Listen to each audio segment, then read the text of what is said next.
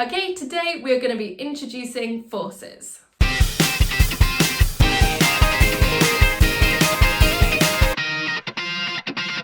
And a force is just an interaction between bodies. And we can categorise our forces into contact forces and non-contact forces. Friction is an example of a contact force. If you think about pulling a box across a rough surface, there is friction between the box and the surface. And like the name suggests, since the box and the surface are in contact with each other, friction is a contact force. Some contact forces are less obvious, such as drag.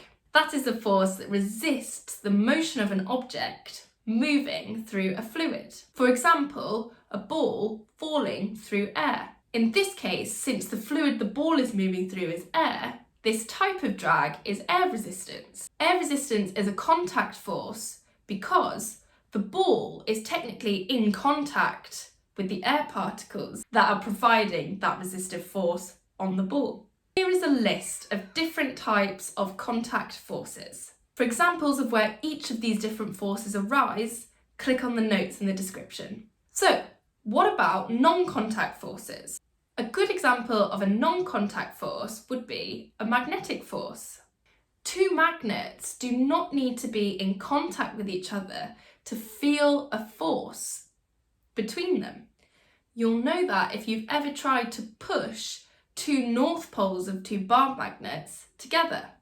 Even with the space between them, you can feel a force resisting that motion. Non-contact forces are facilitated by fields. Similarly, electrostatic forces exist between charged particles.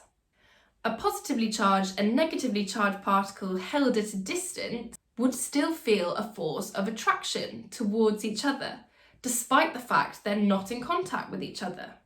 Again, this force is propagated through the electric field surrounding my charges. Now, we can draw all of the forces acting on an object in something called a free body diagram. In these diagrams, we use arrows to show the force. The way the arrow is pointing shows the direction of my force, and the length of the arrow tells me about the size of my force. Let's have a look at a few examples. Here we have a boat floating on some water. So I have my weight pulling my boat down and I have upthrust acting upwards on my boat. A free body diagram should look something like this. Remember to draw all of your arrows pointing away from the point representing your object. Since this boat is stationary, the length of my upthrust arrow should equal the length of my weight arrow. Finally, what are the forces on a ball which is thrown up into the air? A major misconception here is that in order for the ball to be moving up, there must be some kind of force acting upwards onto my ball. However, this is not the case. As soon as my ball has left the person's hand, there is no longer an upwards force on my ball. So, what are the forces acting on my ball? Well, you have weight acting downwards, and you probably have some air resistance resisting the motion of the ball.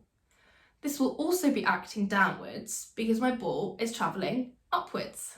So, how can these two forces acting downwards still be allowing my ball to move upwards? Well, remember, forces just tell you about an object's acceleration.